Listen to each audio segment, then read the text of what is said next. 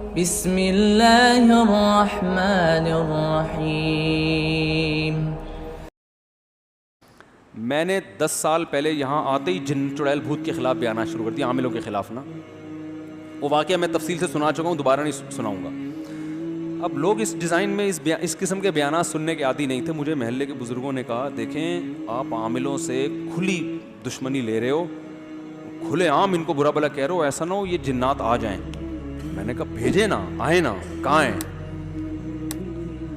تو اب باتیں میرے خلاف کہ بھائی یہ تو اچھا ہمارے مؤذن صاحب بیچارے نیک آدمی، وہ بھی ڈرنے لگے کہ یار مفتی صاحب کہیں مروا ہی نہ دیں ہم کو، کیونکہ گھر ہمارا ساتھ ساتھ ہے نا. ہم یار ڈنگ ابے بھیجو، ابے تعویذ دو، میں اپنی جیب میں رکھتا ہوں، لا دے تعویذ کر. میں یہ بتانے کے لیے لچڑ ہے، کچھ بھی نہیں ان سے ہوتا، یہ صرف بے وقوفوں پہ ان کے زور چلتے ہیں. ایک دن کیا ہوا ہے، رات کے وقت دھماکے شروع ہو گئے نا عجیب قسم کے.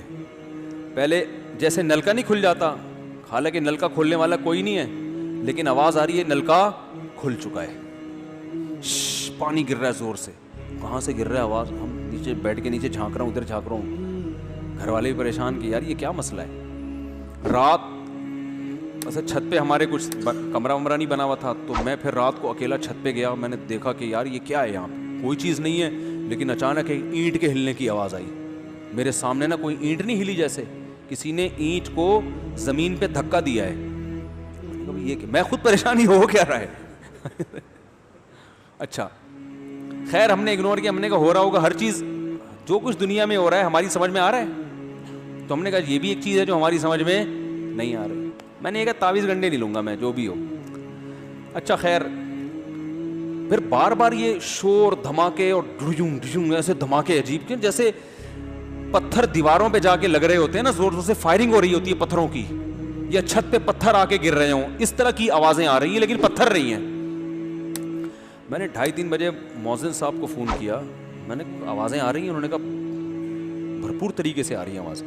کہنے کا یہ نلکا کھل رہا ہے، حالانکہ نلکا تو نہیں کھلا ہوا، لیکن ایسا لگ رہا ہے جیسے کھل گیا.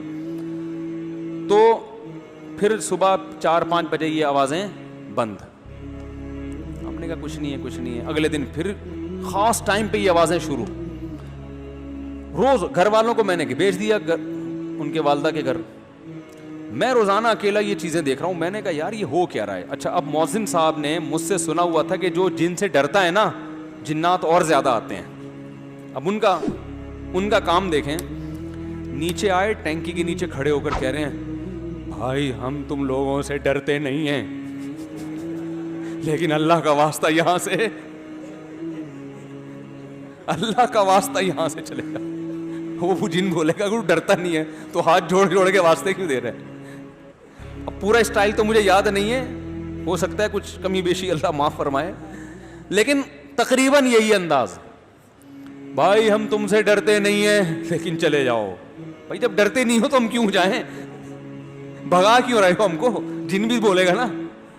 اچھا مجھے نہیں بتا رہے مؤذن صاحب، مجھے تو پھر بعد میں پتا چلا مؤذن صاحب یہ کچھ کر رہے ہیں. میرے خلاف محلے میں باتیں شروع. یار انہوں نے اپنی فنڈر گیری میں نا مؤذن صاحب کو بھی مروا دیا. ان کے گھر میں بھی جنات تھا.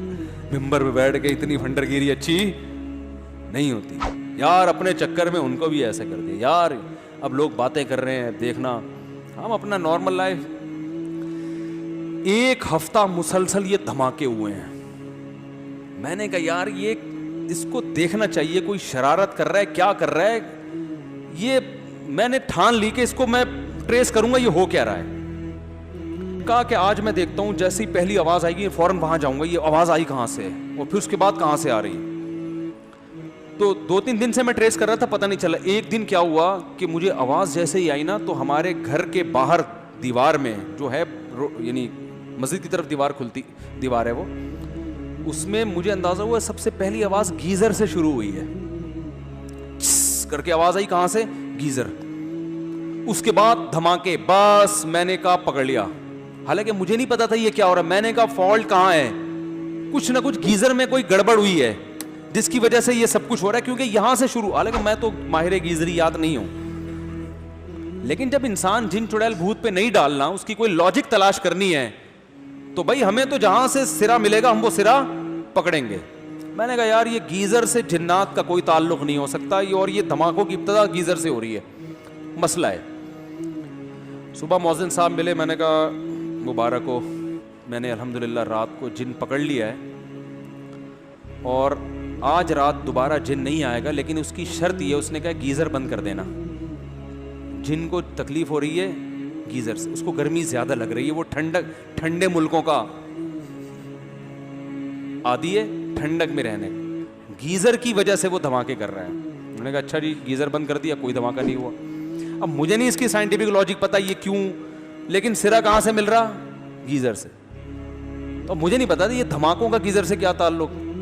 خیر میں نے مسجد کے صدر کو بلایا, میں نے کہا یار یہ, انہوں نے پھر چیک کیا, پتہ چلا گیزر میں ایئر نکلنے کا کوئی راستہ ہے ہی نہیں. گیزر کا پانی جب کھولتا ہے تو ایئر بننے کے بعد وہ پائپوں میں جا رہی ہے اور وہ جا رہی ہے ٹینکی میں, ٹینکی میں بڑے بڑے پتھر ہیں, ٹینکی جو ہے نا وہ ایئر ٹائٹ ہے, اس میں ہوا نکلنے کا راستہ نہیں ہے, جس کی وجہ سے اندر ایئر بنتی ہے. اور وہ جو اینٹیں ٹینکی کے اندر, ٹینکی صاف ہوئے عرصہ ہو گیا تھا بہت, اس میں اینٹیں پڑی ہوئی تھی, اتنا پریشر گیس کا بن رہا تھا کہ ٹینکی کا ڈھکن اوپر اٹھ کے دھڑام سے نیچے آگے گرتا اور اندر اینٹیں ہل ہل کے دیواروں پہ لگتی.